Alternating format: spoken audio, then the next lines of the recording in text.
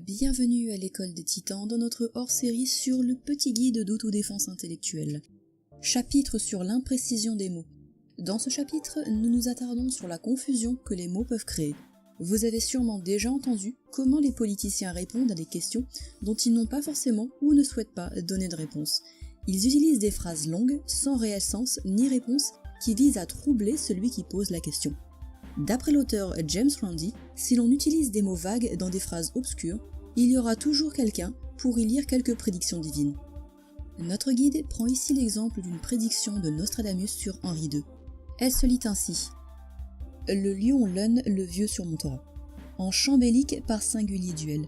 Dans cage d'or, les yeux lui crera. Deux classes, une puis mourir en mort cruelle. Pour les fans de Nostradamus, c'était une prédiction des plus véridiques sur la mort du roi Henri II. Henri II est en fait mort lors d'un tournoi qui se tenait à Paris, après avoir reçu un coup de lance porté à la tête par le comte de Montgomery.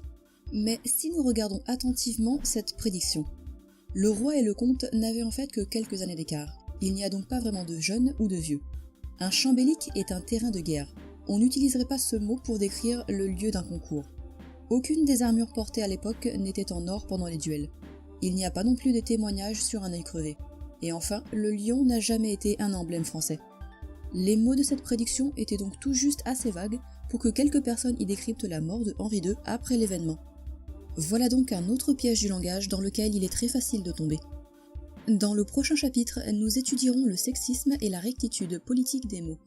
Je vous souhaite une excellente matinée, une excellente journée et une excellente soirée.